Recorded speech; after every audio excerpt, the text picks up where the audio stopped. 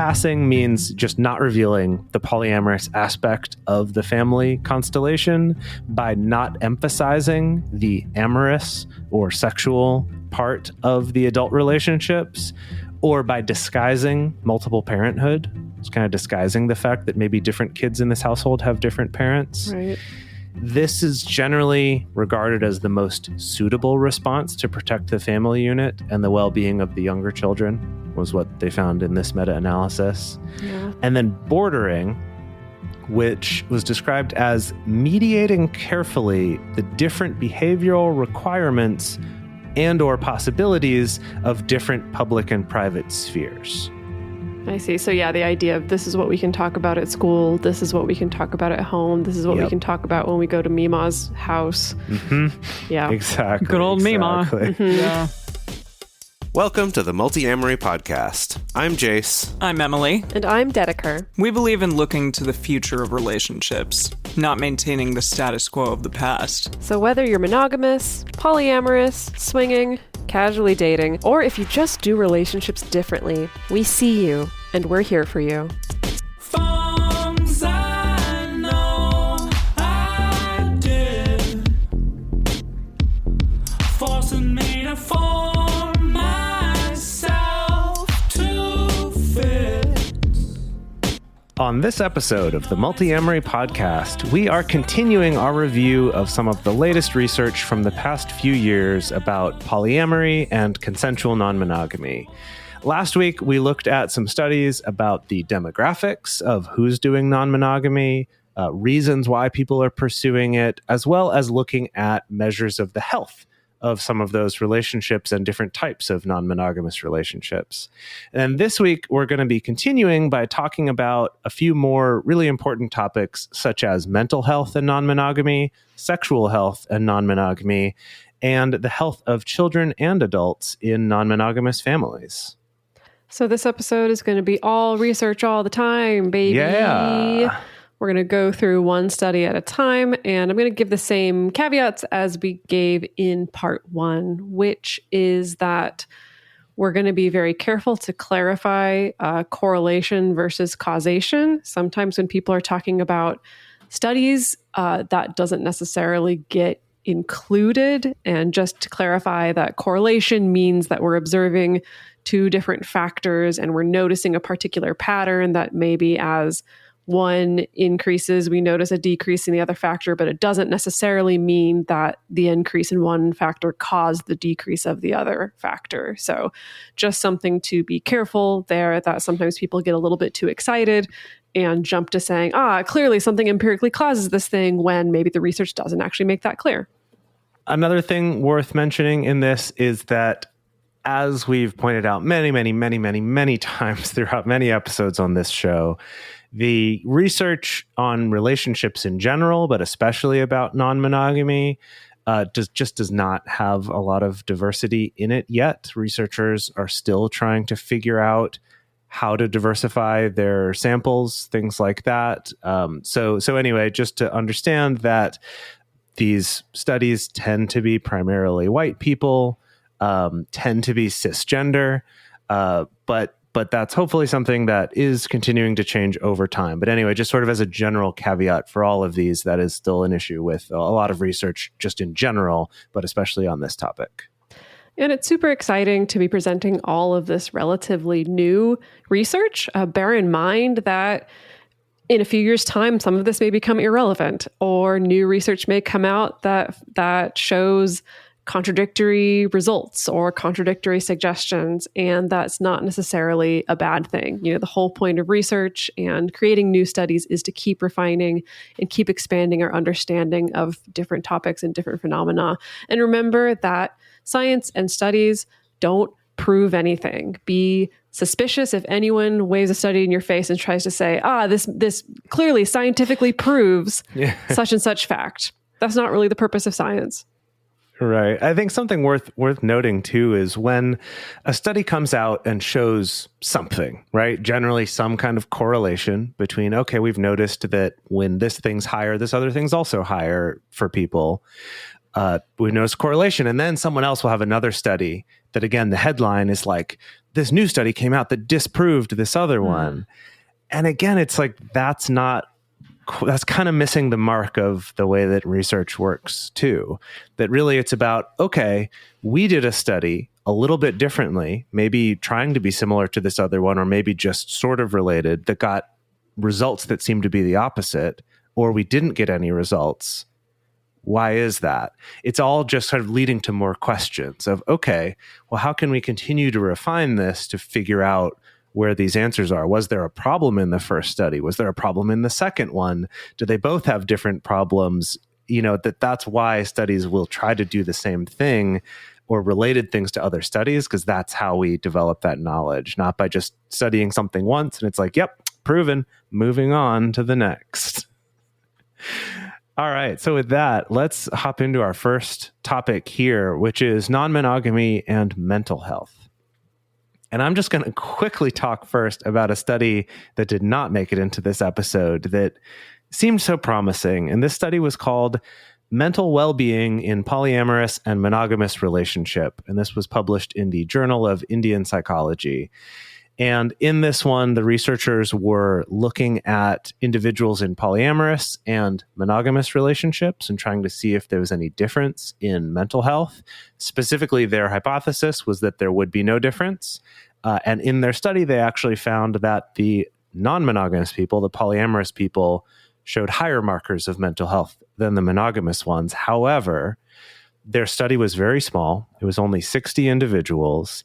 And that they were only looking at their well-being over the past 2 weeks, which is really not that indicative of, your overall mental health. And it was all self-reporting. So it's just enough problems with it that we're like, this just really isn't rigorous enough maybe it's interesting and something for future research, but on its own, it's a good example of something that's, okay, this is cool, something interesting to think about. Let's design some more studies, but it by itself is not even enough to be worth really, really talking about and entertaining in this episode.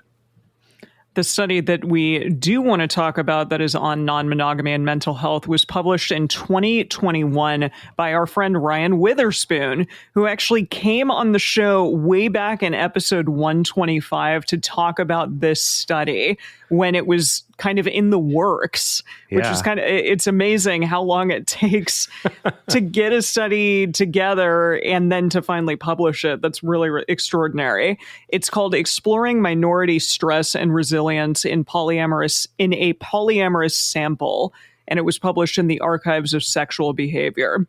So the background of this is that they wanted to look at what factors make non-monogamous people more resilient to the everyday stress and discrimination they experience based on their consensually non-monogamous identity. And the convenient sample was 1,246 U.S. adults. They filled out an online survey. The mean age was 37. There were about twice as many women as men, as well as 125 trans or non-binary participants. And 55.7% of the participants identified as bisexual.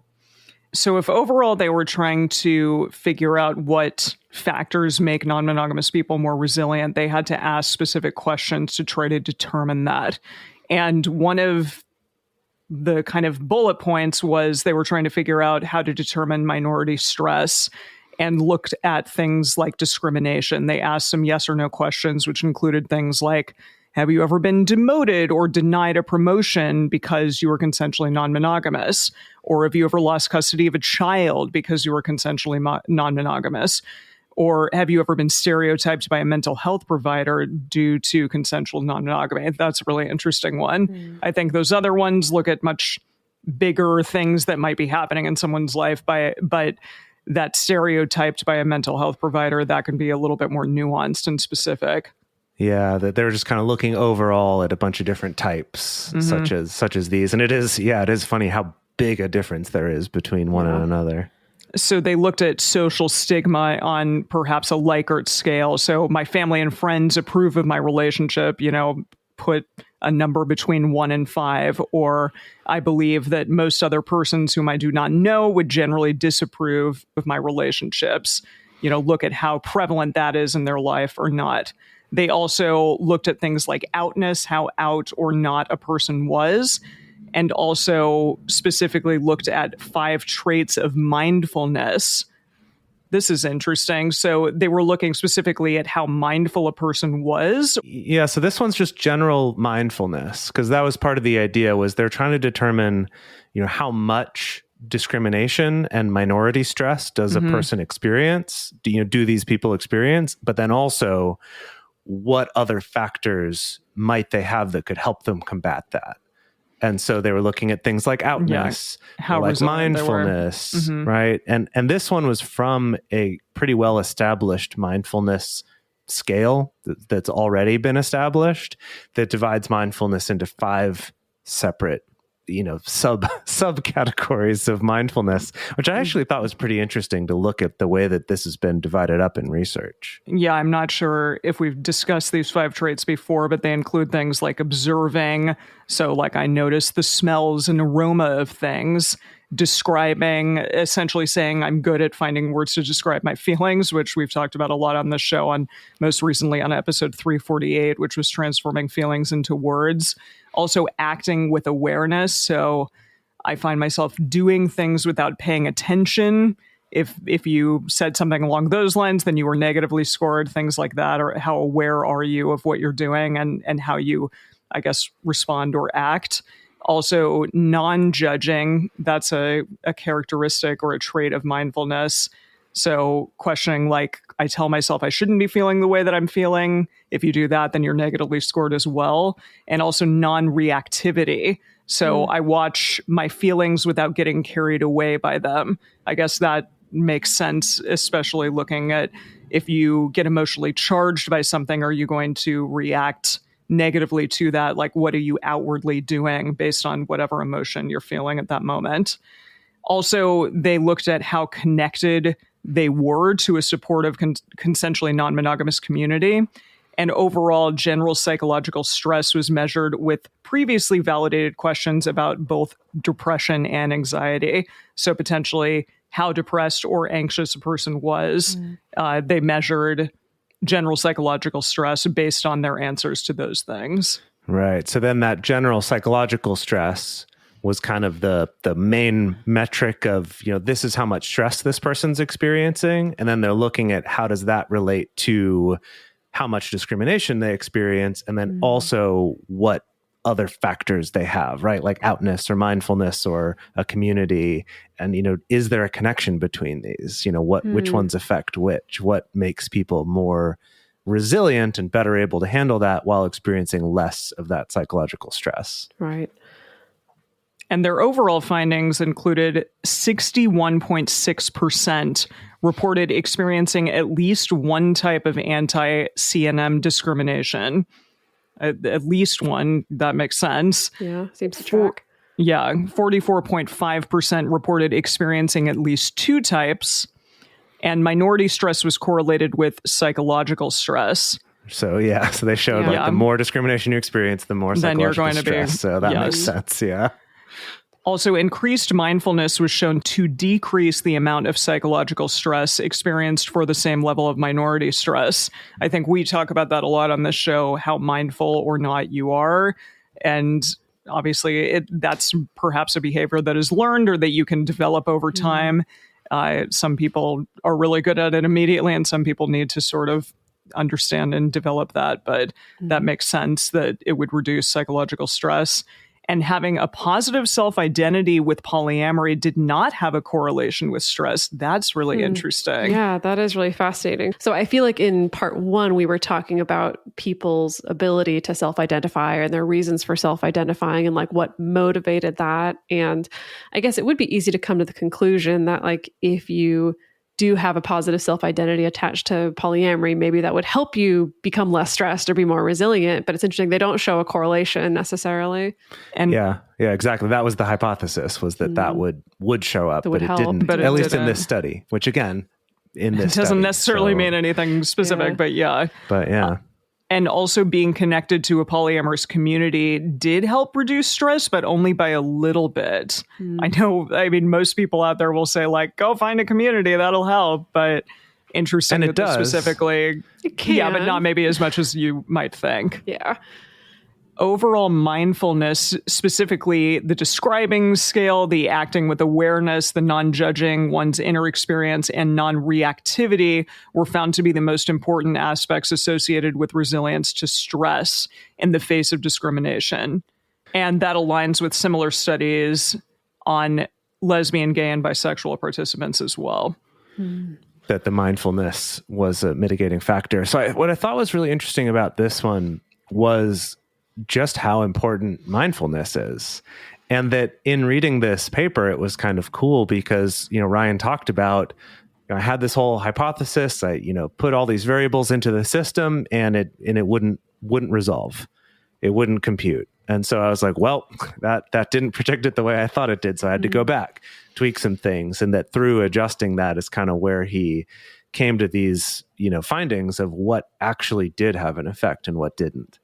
And so it was interesting to kind of see in the paper him talking about, I had this hypothesis, but it wasn't supported by this data. But then this thing that was part of my hypothesis ended up being like the main important part, the mindfulness specifically. Okay. And that the community was the other one that did correlate, but just not as strong as mindfulness. But those were kind of the two main ones that did correlate in the study. And I just thought that was kind of neat to see that process of, I'd love to do more research and see, how can we refine this more? Because one thing he points out is they looked at, have you experienced discrimination or not? But it wasn't about how many times, how severe, they weren't looking at that, or like how ongoing is it? How recent has it been? So that would be something for future research to get a little more nuanced in looking at what type of discrimination and to what degree people are experiencing it, Right. and whether that also correlates to some of these mitigating factors. I do think mindfulness, like as a term and as an idea, has very much come into the cultural zeitgeist recently. And I do wonder if that is going to be a thing that if this study were to be redone or, I guess expanded upon in a few years or in 10 years or whatever, if those findings would be similar or not, just because I don't know, mindfulness seems to be having a moment at this particular time. Sure. And who knows what'll happen, in the next decade or so. Or what'll be next? What'll be the next trend? Exactly. in mental health care. Yeah. But I think it is at least comforting to know that, yes, it's a trend and we talk about it a lot, but there is research, not just this one, but several other studies this was based on that do kind of back up that is important. So there's something there at least. Yeah. Yeah. So we're going to switch gears. And now we're going to be looking at studies that focus on non-monogamy and sexual health in particular. So where we're going to start out is actually looking at a 2012 study, which is older than all of the research that we've been talking about so far. But this is a study that we have referenced in passing on the podcast a number of times. We thought it'd be good to just kind of set the scene and give more details about this particular study. So this was conducted by Conley and Moores. It's titled Unfaithful Individuals Are Less Likely to Practice Safer Sex Than Openly Non-Monogamous Individuals. It's published in the Journal of Sexual Medicine. I feel like I don't even need to say anything for this study. It's like the title just says it right there. Yeah. But to give a little bit more context, basically the study aimed to compare the safer sex strategies of partners in, and this is interesting because I think because it's a slightly older study, they have slightly different terminology than what we see now. So they call it, quote, negotiated non-monogamous relationships, or NN relationships. Meaning consensual, essentially. Yeah, I feel like now you'd probably say CNM, but that was negotiated. That's fascinating. Yeah, that's what they said back in 2012. So looking at people in NN relationships versus sexually unfaithful partners in monogamous relationships. So the way that they defined these things, so they defined sexual unfaithfulness as having vaginal or anal sex along with genital stimulation or using sex toys with someone other than the primary partner. So they made it very clearly about some kind of penetrative act, I suppose, occurring. Or genital stimulation, too. Yeah, so something involving or using genitals. sex toys. Yeah, yes, interesting. Yes. And then they define negotiated non-monogamy as having an open agreement with a primary romantic partner to have sex outside of the primary relationship. So that's also a very particular definition as well. That could cover a lot of different situations. But Basically, for the study, they recruited 800 individuals. They ended up with specifically 308 sexually unfaithful individuals and 493 non-monogamous individuals that made it to the survey stage. So they asked people questions about their safer sex strategies, including frequency of condom and barrier use during intercourse, frequency of covering or sterilizing sex toys prior to sexual interactions, which I love that they included that because I feel like that's one that a lot of people just don't even think about. They asked about their use of alcohol or drugs during their most recent extradyadic sexual encounter. They asked whether or not they had even discussed STI testing and sexual history with their other partner, and also asked about disclosure to their primary partner. And so what they found was that sexually unfaithful individuals were less likely than the non-monogamous individuals to have used barriers of any kind for sex or to have sanitized or covered sex toys. And they also found that specifically, basically the people who were cheating were more likely to be under the influence of drugs or alcohol. And they were also less likely to have discussed STI testing or sexual history. And they were significantly less likely to use barriers during intercourse. And this probably seems fairly obvious, much less likely to have told their primary partner about the encounter. It's kind of the definition of them cheating, I suppose. Right. Yeah. Yeah. So here's an interesting quote directly from the study. Quote, "The current research provides suggestive evidence that people who are unfaithful to their monogamous romantic partners are perhaps riskier than prior research has ascertained. That is, the participants were not merely risky by virtue of being non-monogamous, but actually are riskier than those who participate in negotiated non-monogamy because of their lack of safer sex behaviors." So this one is an interesting one.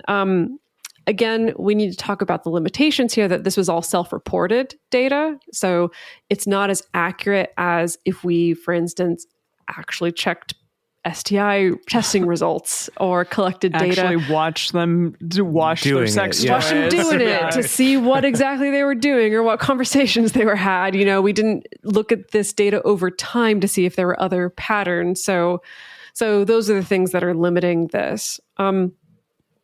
And it is interesting that, the researchers were trying to figure out why unfaithful people would engage in these risky behaviors. And one reason that came up was that it could be about just the definition of monogamy itself, that perhaps, as they call sexually infidelitous individuals may still consider themselves and their relationships to be monogamous. And because there is this cultural assumption that monogamy is just inherently safer, there may be some part of their brain that's able to justify their behavior by thinking that, well, I'm not the type of person who needs to use condoms. And that sounds silly.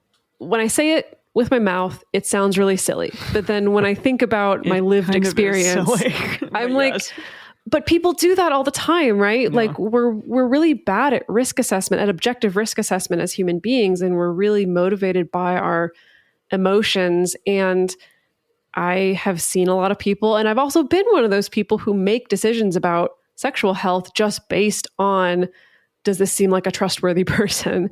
Or does this this seems like a nice person. They probably aren't lying to me about their sexual health status, or like we do all these weird things, especially when we're caught up in the moment. And especially I think if you're in the context of I'm potentially cheating on someone, talk about a quote unquote crime of passion, where, I do think that our emotions can get in the way and just make this fuzzier. Absolutely. Yeah. This is kind of the gold standard of I think that we use or that we talk about in non-monogamy to tell people no, actually those who are non-monogamous tend to be safer than people who are just cheating on a partner. Mm-hmm. I feel like this is the one that many people will go back to. But again, I would be really interested with the updated terminology. I think to go back and do a study like this today, when I think perceptions have changed. Yeah, who knows? That would be really interesting to get an update on this data. Well, it's funny you ask because I have another study for you here from 2019. Well, Wow. spoke too soon. Look at you. And it's funny. So the same Conley from Conley and Moores that did that one is involved in this one, which is by Rodriguez, Lopez, and Conley, called Non-Monogamy Agreements and Safer Sex Behaviors, the Role of Perceived Sexual Self-Control. Whoa, And this was that's published in Psychology and Sexuality. perceived sexual self-control. Okay, Yeah, exactly. So do it. I let's wanna know what define that even that. means. Yeah, let's talk about it. So basically for this, kind of to start out, they wanted to look specifically at condom use for this because of all of the sort of safer sex practices out there.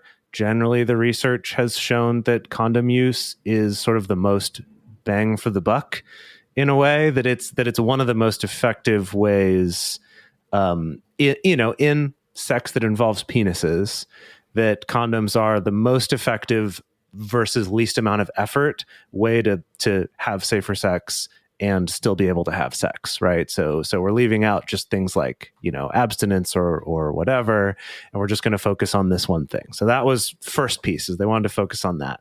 Second is they wanted to look at what are the circumstances where people engage in using condoms with their sex partners, and do more positive attitudes toward condom use associate with more frequent actual use of them, and better negotiation about them. Okay. Interesting. So not thinking that it's going to deter from the feelings involved in sex or whatever, or the sensation. Or the intimacy. Yeah.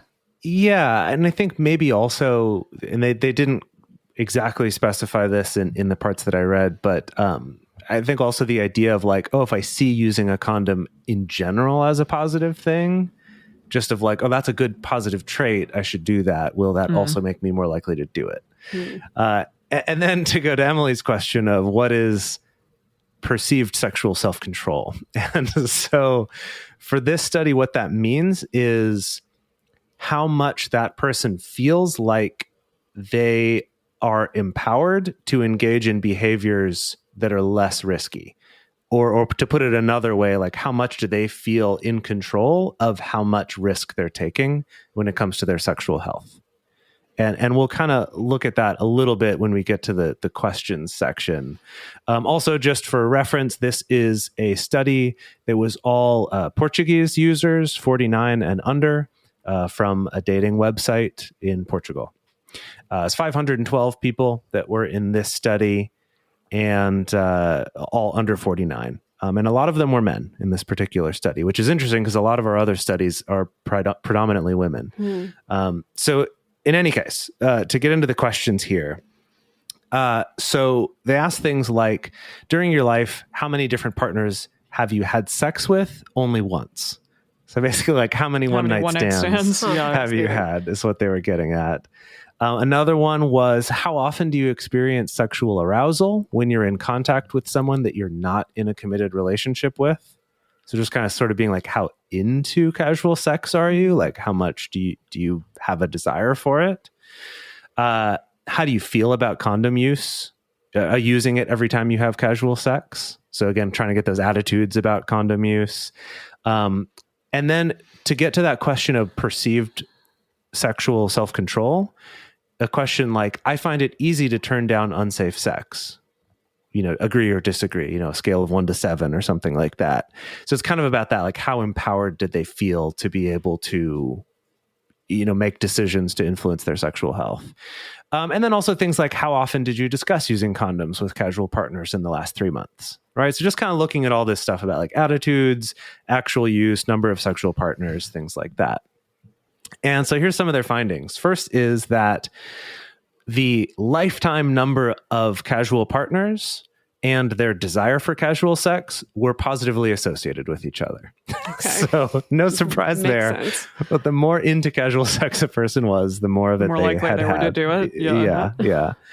And then, but they also found that having more casual sex partners and being more into casual sex was negatively associated with perceived sexual control. So those people were less likely, for example, to answer, I find it easy to say no to sex that seems unsafe to me.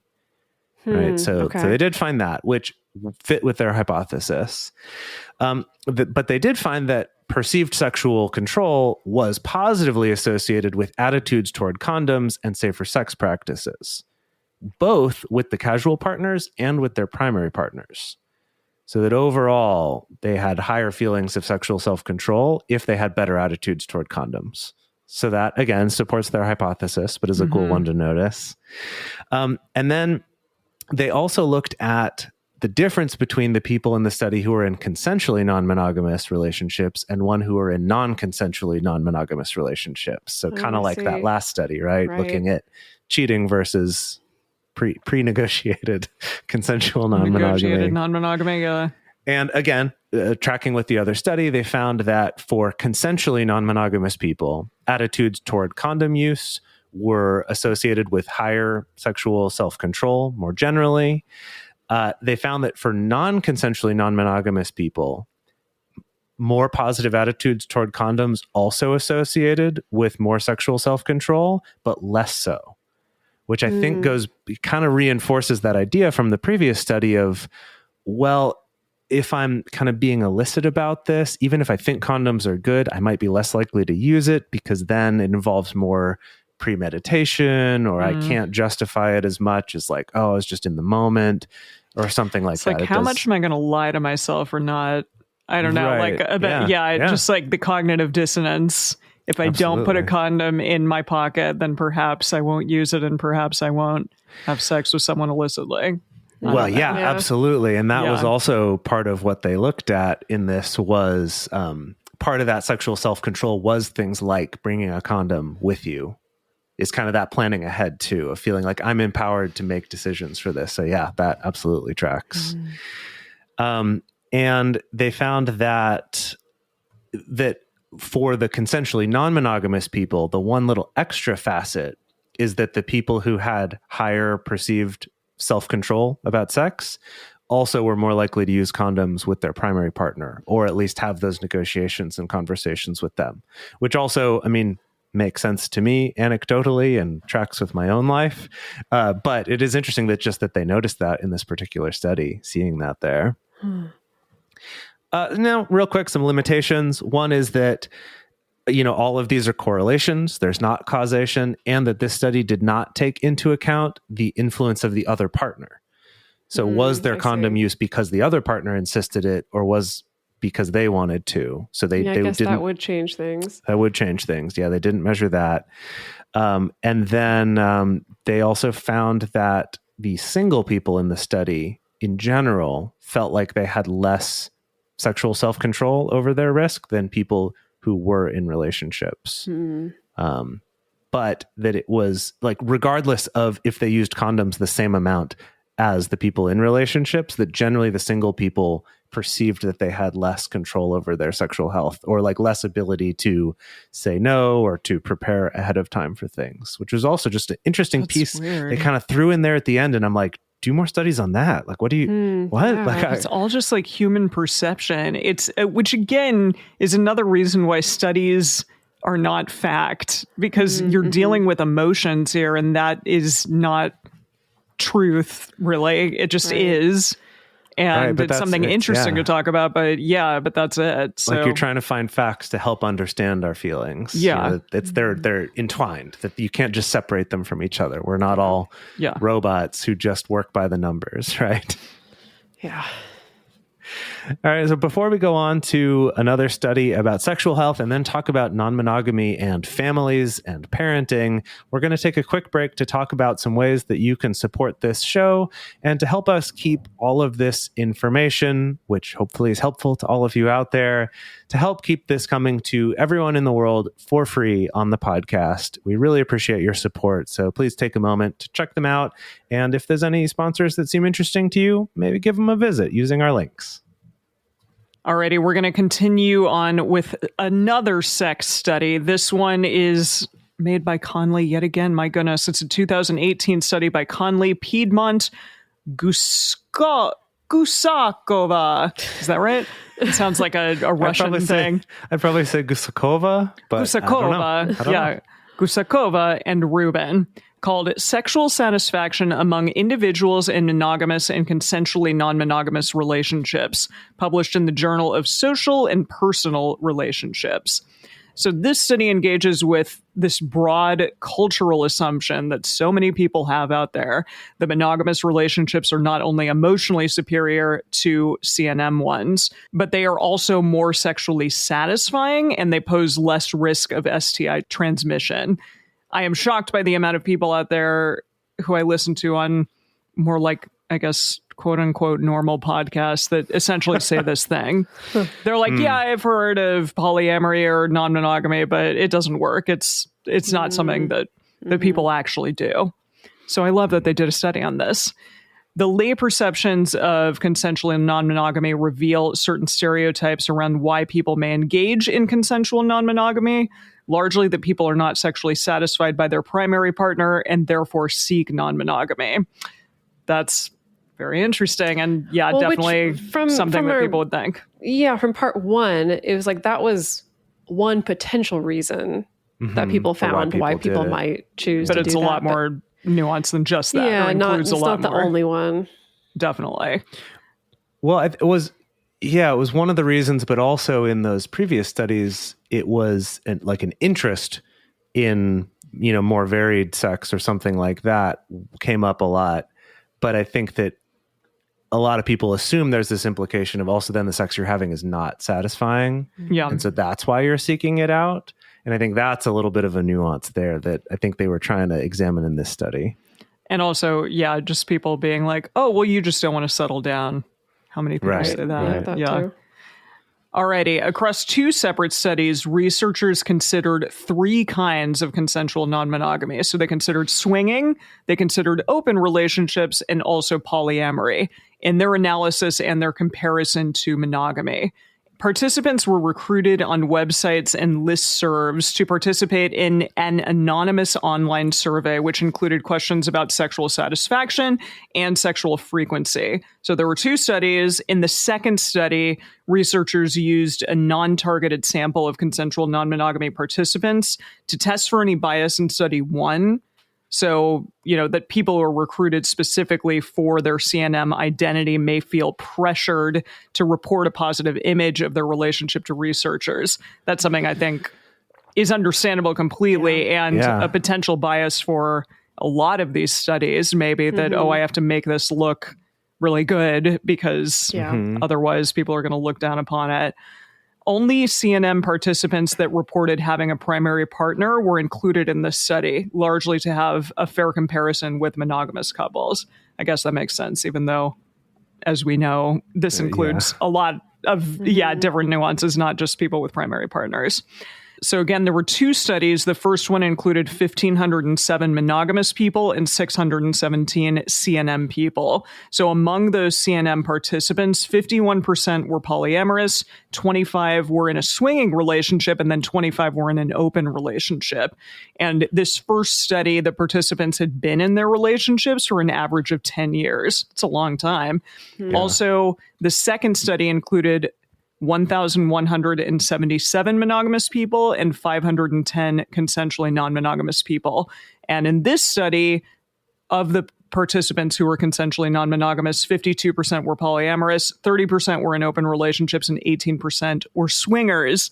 And the average relationship there was about 5 years, which is interesting. So, yeah, it is interesting that overall of the non-monogamous people, half in both studies were polyamorous. Yeah. And then swinging and open together made up the other half. Yeah, very interesting. Probably having to do with recruitment or maybe just how people out they identify feel, or how out or Yeah. It's an interesting question. So the main research question of this was, do people in consensually non-monogamous relationships experience similar sexual satisfaction to those in monogamous relationships? And participants rated their satisfaction on a 7-point scale about the following 4 dimensions of their sexual experience with their partner. And those included how frequently they had sex with their partner, how much physical pleasure they experienced during their sexual encounters, how much physical pleasure their partner experiences. That's interesting. And I wonder, that's just like perceived, I'm assuming. Right. And then how they feel after the sexual encounter. And they also responded to interesting. prompts, about the last encounter they had with their partner, whether or not they had an orgasm during that last encounter, and the frequency of sex in an average week. And study 1 and 2 used the same set of questions. So in the first study, they found that consensually non-monogamous individuals reported higher levels of sexual satisfaction on various measures, which included sexual satisfaction overall, the sexual satisfaction in their last encounter, and also the fact that they had an orgasm, but not in sexual frequency. That's interesting. So they may have a similar amount of sexual frequency as those who were monogamous in the study. Yeah, and I think that they were asking specifically about with their primary partner in this, right? So this was about kind of showing. So it's kind of similar, perhaps, to like a monogamous relationship in that facet. Right. Yeah. So polyamorous people reported significantly higher sexual satisfaction overall, as well as higher sexual satisfaction after the most recent sexual encounter than the monogamous individuals did. They also reported orgasming in their last encounter 84% of the time, more than monogamous people, which reported 72%. They also, interesting, people in open relationships and monogamous people reported equivalent levels of sexual satisfaction, but more people in open relationships reported orgasming during their last encounter. And swingers reported greater sexual satisfaction both with their sex lives overall and in their most recent encounter than monogamous people.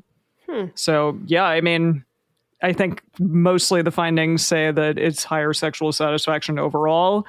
And it looks like study 2 replicated some of the findings of study 1, essentially that the non-monogamous participants had higher levels of sexual satisfaction. They also had the presence of an orgasm, and they had more frequent sex than monogamous participants. That's interesting because the first one, it didn't say it was more, but then in the second study, it was a little bit more than the monogamous participants. The first one, I think, was specifically about polyamorous people, and this seems to lump everyone together here. Right. Yeah. They do say that especially swingers had sex a lot more often. Okay. That makes sense, I guess. Yeah, they're seeking it out specifically, perhaps. Right. It's important to note that monogamous people didn't appear to be dissatisfied with their sex lives, simply that they had slightly lower levels of sexual satisfaction. Yeah, it's good to clarify that there. Yeah. But it doesn't necessarily mean that all the monogamous people are hating their sexual partners. Right. Exactly. There is a quick quote right here, which I found interesting. The most straightforward possibility is that CNM people are less subject to normal habituation processes that occur in the sexual relationships of monogamous people. Perhaps the introduction of additional partners provides enough variety and affects higher levels of satisfaction in the primary relationship. So essentially, it's just, I think, saying maybe the fact that more or different people come around sexually, then that means that overall you're going to be more satisfied. Yeah, that it kind of keeps things newer, so you're not following into the same patterns or things like that. And they ask that question, can the addition of partners sometimes revive a struggling sexual partnership? Perhaps, and some people definitely introduce additional partners, and for that very reason.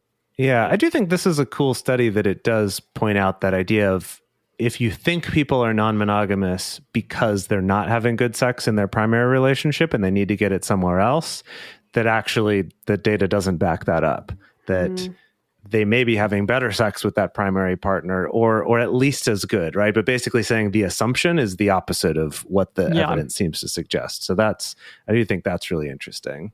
So now we're going to switch gears once again and talk about all of these studies on non-monogamy and parenting. Really fascinating stuff. So this first one I'm going to dive into is from 2021, conducted by Manley and Goldberg, titled Consensually Non-Monogamous Parent Relationships During COVID-19. Oh, great. Super great. This was published in the journal Sexualities. So this specific study was focused on how parents who are in consensually non-monogamous relationships perceived and negotiated risk, how they described the pandemic's impact on their relationships and well-being, and also how parents' behavioral responses to the pandemic resisted or reproduced heteronormativity. Super interesting stuff. Yeah. So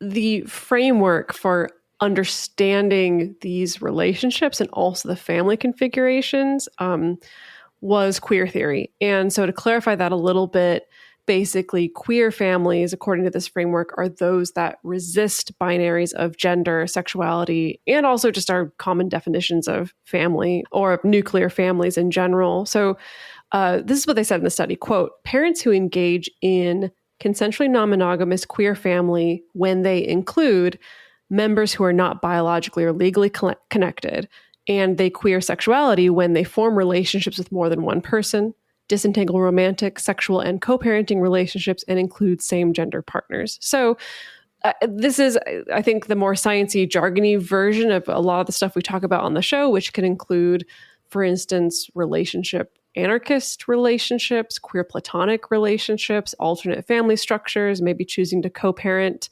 with someone who's not necessarily a romantic or sexual partner, or choosing to co-parent with multiple partners. So it sounds like they're trying to include all of that within this particular framework. So basically the participants in this study, there were 70 total, so a relatively smaller sample size than what we've been looking at.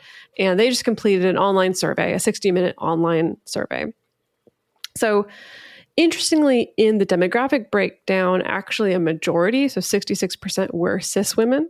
And then also specifically, they noted that this was a relatively affluent group that ended up participating here. So the mean household income was $97,882. So some of the questions that they asked included, how has COVID-19 and guidelines around social distancing impacted your intimate relationships and family life?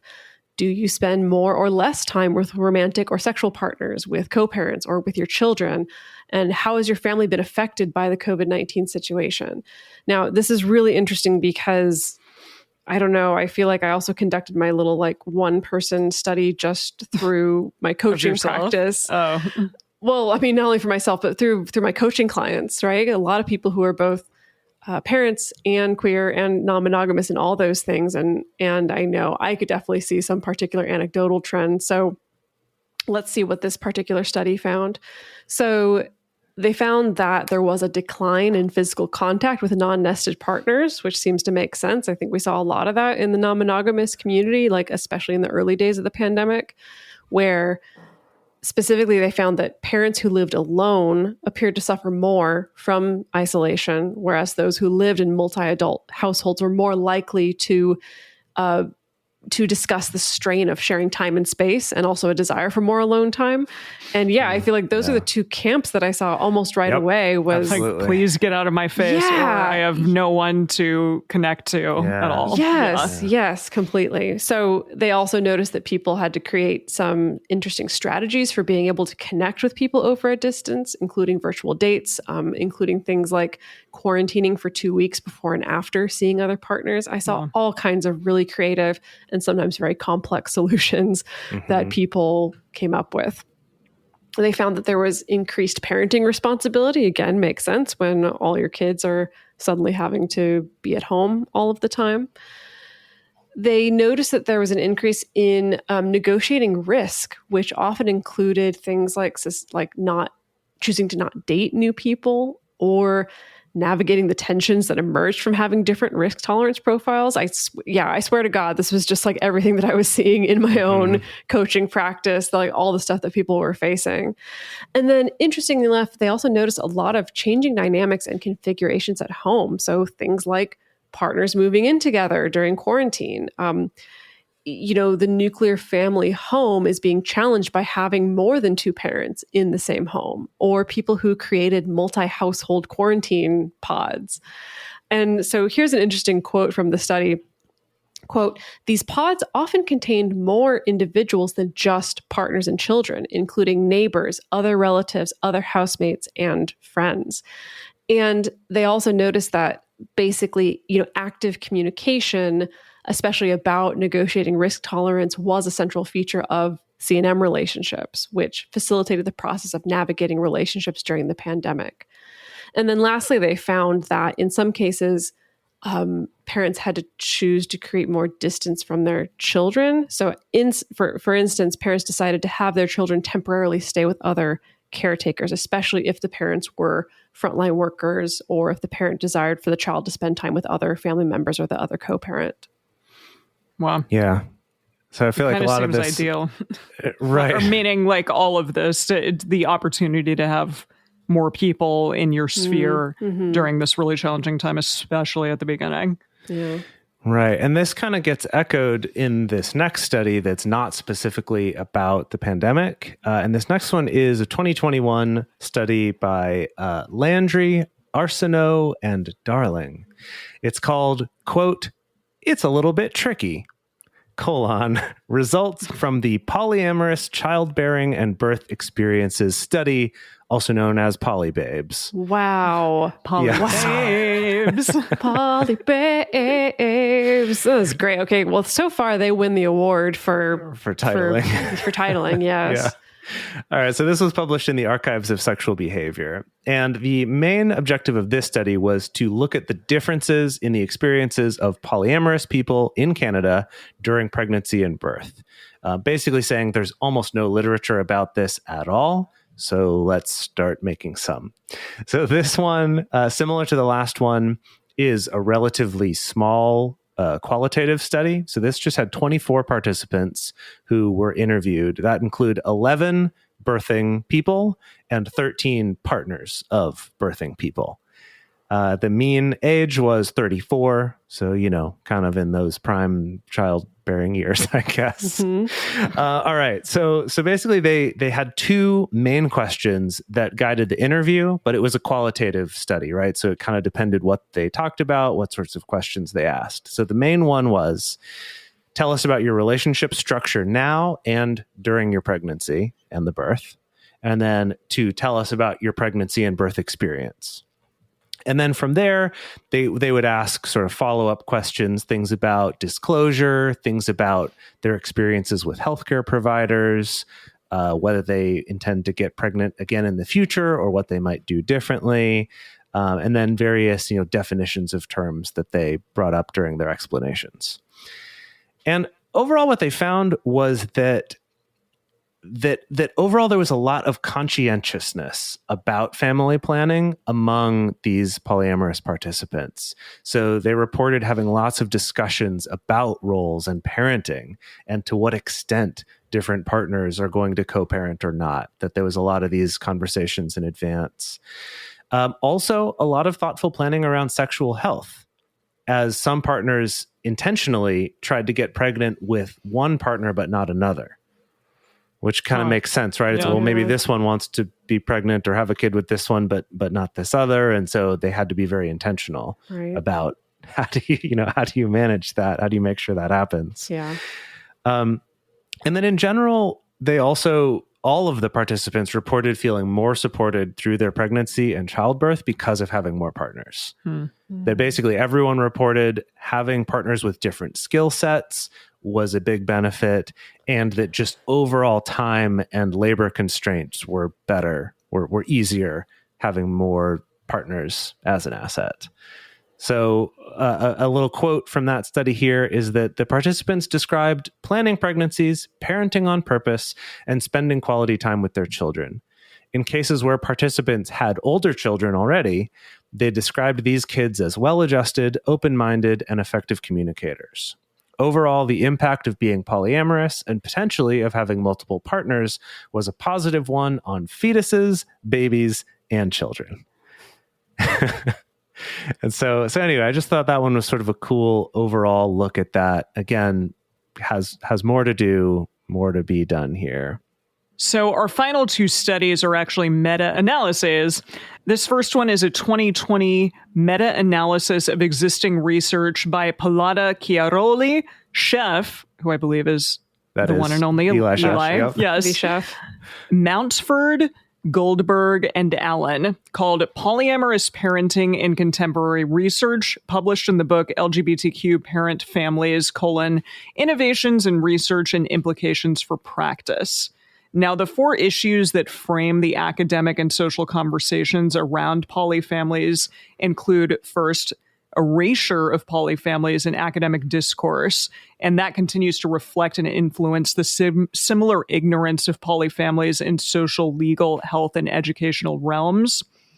Also, exclusion by inclusion, and the gap in theorizing and data about polyfamilies is sometimes addressed by utilizing research about the experiences of children from same-sex parent families. And this is problematic because the experiences of children in polyfamilies are unique, and it's not, not all of them are same sex. Like, you could just substitute one minority group for another and say, oh, yeah, it's strange. The same. Yeah. Yeah. Also, absence of intersectionality, which happens all over the place here. Most participants in polyfamily research continue to be white, middle-class, college-educated individuals who identify as cisgendered male or female and who have high levels of cyber literacy, which allows them to participate in social and support groups and thereby find themselves participating in our research. I appreciate that they looked at that and that they realized that and talked about it. Also, there is a lack of longitudinal research, and, quote, erasure and exclusion is the absence of the perspectives, experiences, and insights of children and adults who have grown up in polyfamilies, as well as the ways in which growing up in polyamorous household affect children's well-being, later relationships, and education. Now, we know that Eli Sheff is the only person or one of the only people doing longitudinal studies on polyfamilies. Right. And that all of hers is more sort of sociological, qualitative, just like getting to know the families over interviews. Many years. Yeah. So it's a different type of study. But yeah, she's kind of the only one doing that particular type of research that I know of. So we'll talk about her longitudinal polyamorous family studies. She interviewed 206 people in polyamorous families, and 37 of those people were children. And some of the results included, quote, indicate these parents tend to employ a free-range parenting style, sustain permeable family boundaries, and use flexibility to create resilience over time. And also, Sheff's emerging findings continue to indicate that polyamorous families, while not perfect, can be positive environments that support adults across the lifespan and raise confident, healthy children. Which we've talked to her about before on the show. Definitely. But basically just overall that people are flexible and raise good kids in polyamorous families. We appreciate all of the work that she's doing for sure. In addition to the Eli Sheff study, they also looked at a variety of other studies. Some of them included this one called PolyVic study, and that one was the one by Pilata Chiaroli in 2013, and also the Woman with Bisexual Male Partners study. So from all of these studies, they were able to identify common trends in the cumulative findings, both inside polyamorous families and the pressures they face in the external world. So findings internal to families indicate a free-range parenting style. That's something that Eli Sheff talked about. Collaborative parenting and permeable family boundaries with the extended chosen kinship. And issues external to polyfamilies include disclosure and exposure, impacts of coming out to children, and also interactions with health, welfare, legal systems, and media. So essentially, it just feels like disclosure is tough potentially, but within the polyfamilies, they have like specific things that like free range parenting style and collaborative parenting and stuff like that, that seems to permeate across most of the families that they talk to and these studies. Yeah, and that this was published within a book about LGBTQ parent families. Yeah, which is fascinating considering what that was one of the things that they looked at initially, that sometimes polyfamilies were lumped in with. Yeah, and I think that was part of their point of putting it in this book, is to, because this is a book for researchers, right? Yeah. So it's saying, hey, if you're a researcher in this area, don't do that. This is an area that's separate and is worth more, worth taking a closer look at. And here's some stuff we've noticed, but like there needs to be more research. Yeah. And so I do think that's kind of interesting to look at it as as almost more of like a guide for other researchers rather than we've really found a lot. It's more like, here's some trends. Go Yeah. learn more about it. Totally. And then this last one here is a 2019 meta-analysis of existing research by Christian Kless. And this is called Polyamorous Parenting, Stigma, Social Regulation, and Queer Bonds of Resistance. This was published in Sociological Research Online. So basically looking at the overall data, again, was just trying to look at the existing study and trying to focus on, what are we finding? We're looking at the parenting practices, we're looking at social and legal discrimination, and then we're looking at the parental response to that stigmatization. And overall, they're arguing for just stronger incorporation of queer perspectives within the guiding frameworks for research. And we're starting to see more of that, as we've mentioned in some of our previous studies, but basically just saying like, hey, this is a big area that's lacking here. So they then went and broke it down by a few different categories overall. So first one was about parenting practices. And the findings from this meta-analysis were that in the existing research, the most common form of polyfamily seems to be an open couple with children, and then this constellation of people around them. Other partners, some biological, some chosen family, all of that seems to be the most common arrangement. And while some of the polyfamilies consider their parenting a form of resistance to gender normative regimes, that generally in practice, they still tend to perpetuate a lot of the sort of gender divisions of labor in their care networks and things like that. Interesting. Yeah. That was what the researchers said about their findings, or like their observation of these people, or was that self-reported? Their observations about what they noticed in looking at all these different existing studies of, what's out there currently. Yeah. Right. They found that the parenting strategies tend to reflect the values of polyamory, which includes, radical honesty, consent, self-knowledge, self-possession, integrity. They found that those tended to show up in parenting as well.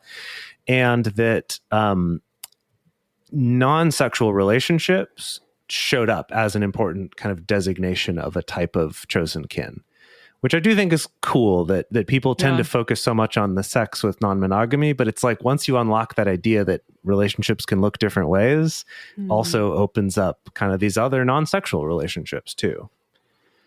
So the next category they looked at was the benefits. So what are the benefits of polyamory in parenting? So enhanced potential for intimacy with children, I think because of that increased level of honesty, kind of that like we're not pretending, we're just going to be real with you. Better ability to meet the challenges of child rearing by sharing work, sharing skills, sharing money, other resources. That's something that came up before as well. Multiple incomes can also help in times of crisis or times when someone needs to take a time out, such as just getting burned out or a mental health issue or an illness or a disability, something like that. And that generally the adults felt less isolated when they were taking care of the kids because there were just more other adults around to help out, and that there were more role models for the children. So those overall from the studies were the benefits that they noticed. And then challenges or problems with polyamory and parenting. One is that children are affected by breakups, especially if they have a close bond with, long-term parenting type partner, which makes a lot of sense. This also shows up in monogamous relationships too. Yeah, definitely. But I guess the idea is maybe it would happen more often, or at least has the potential to, if there's just more partners. Household crowding, which I'm like, yeah. And they noticed that this especially came up with teenagers who want privacy, and there's just too many adults around. Oh, yeah. Get out of here. Yeah. Jealousy among siblings. And they said this was particularly in blended and mixed parentage situations. So maybe if there's some jealousy about like which parents pay more attention to certain kids or something, I imagine. The kids having to adjust to different parenting styles at different times. I know as, a kid growing up in a divorced family, you deal with that too. of that, like, oh, okay, here's the rules at dad's place and here's the rules at mom's place are a little Pretty different. intense. Yeah. Yeah. Just in general, family complexity, just that there's more networks and certain things that happen can have ripples across more different relationships. They mentioned adult drama that can happen, which again, I think could happen in any relationship, but just that there were situations where all the extra communication and just sort of relational intensity translated to more frequent arguments. And then also, of course, negative reactions from their extended family, or their family of origin. You know, if one of their parents is from a divorced monogamous marriage previously or something like that. And then stigma, kids being stigmatized in school or things like that. The last couple sections in this meta-analysis were looking at the social and legal problems and then how people managed stigma. So under the social and legal problems, again, is just the socio-legal precarity of polyfamilies is the term that they used, which basically just means there's no protections at all for this type of family. And that's something that we've talked about a lot that sucks. There's this bias toward couple-based two-person legal unions, and just that there's no sorts of protections, and even in some states, laws that could be interpreted to be directly against consensual non-monogamy, which were meant to be anti-bigamy laws, but could be used against people in consensually non-monogamous relationships.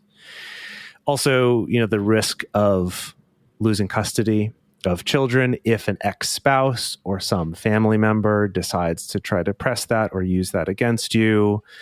And then also talking about how racism can show up and be amplified by non-monogamy, that already existing racist ideas about responsibility or commitment or sexuality or something like that can get essentially enhanced when used against people who are in polyamorous families. And then when it comes to stigma management, this was looking at specifically passing. So the ability for families to just kind of pass as not being anything different from just a normal nuclear family. Yeah. And then bordering and polluting were the other terms they talked about. So let's talk about that here. Yeah, what is that? So in this context, passing means just not revealing the polyamorous aspect of the family constellation by not emphasizing the amorous or sexual part of the adult relationships, or by disguising multiple parenthood. It's kind of disguising the fact that maybe different kids in this household have different parents. Right. This is generally regarded as the most suitable response to protect the family unit and the well-being of the younger children, was what they found in this meta-analysis. Yeah. And then bordering, which was described as mediating carefully the different behavioral requirements and or possibilities of different public and private spheres. I see. So yeah, the idea of this is what we can talk about at school. This is what we can talk about at home. This is what we can talk about when we go to Mima's house. Mm-hmm. Yeah. Exactly. Good old Mima. Yeah. So that careful balancing and negotiation of shape-shifting and calculated acts of risk-taking, resulting in temporary relief and emergence of spaces for self-expression. So that sort of push-pull between here's where we can be ourselves and here's where we've got to cover things up. Wow. Yeah, that's tough for kids, I'm sure. Just tough for people in general, but absolutely. Added layer when you're a small child. Right. I mean, I feel like I had to do that for so long with some of my grandparents about how frequently we went to church or not. Right. You know, that they were already sort of things that had to be a little bit hidden, but this is kind of taking it to another level. And then polluting. So here's a quote from the study. Other families take a more radical or militant approach of polluting that includes acts of self-assertion, non-compliance, or transgression aimed at politicizing public environments. So this is sort of the opposite, is polluting is coming in and making it clear, like, no, we're going to cause some trouble and we're going to show that this is what we're doing and we're going to transgress some of these rules in these public environments like schools, social services, and local authorities about being polyamorous and kind of bringing those things up. So that's interesting that you know, the passing side or the what they called polluting side are sort of the two extremes. Can we come up with a better term than polluting? I know. Yeah, that's not great. No. I mean, I get what they're going for, but surely something more positive thing. exists. Yeah. So anyway, it's just interesting that passing's on the one side where you just like, let's just hide this completely. Polluting is we're like, no, we're going to tell the world. Clear, and we're going to tell the world, and we're going to try to make some social change. And then bordering, which is this mix, right? Of, well, we're going to hide it in some places and we're going to be open about it in others. Wow. Really, really interesting looking at all this, and clearly an area where a lot more research could be done. Because that was the takeaway with all these meta-analyses is we're just scratching the surface and there's a lot more that needs to be done. Yeah. Wow. Well, what a big old ball of research we just like dove into between these two episodes. That was Look at a all lot. the research out there on CNN. So much more than there was a few years ago. Yeah. And and this is also far from completely inclusive of all the research that does exist. Like there's dozens and dozens and dozens and actually really hundreds more studies. It's just these are kind of the most prescient and recent and interesting ones that we thought that we might present to all y'all. So we hope that this is helpful. Again, as a reminder, if you go to multiamory.com/sources, we're going to be including the summaries of all of these studies there. So if you want to take a look or if you want to find a link back to the original study, then that's where you can find them. So folks, on our Instagram for this week, we want to hear from you. Have you ever participated in a research study on non-monogamy? I feel like considering all the research that we just went through, chances are really high at least one of y'all probably in our listener base took part. So yeah, have you ever done it and what was your experience? The best place to share your thoughts on this episode with other listeners is the episode discussion channel in our Discord server, or you can post in our private Facebook group. You can get access to these groups and join our exclusive community by going to patreon.com/multiamory. In addition, you can share with us publicly on Twitter, Facebook, or Instagram. Multiamory is created and produced by Jase Lindgren, Emily Matlack, and me, Dedeker Winston. Our episodes are edited by Mauricio Balvanera. This episode was researched by M. Mays and Dr. Kiana Nurse. Our production assistants are Rachel Shennework and Carson Collins.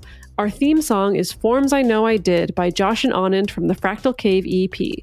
The full transcript is available on this episode's page on multiamory.com.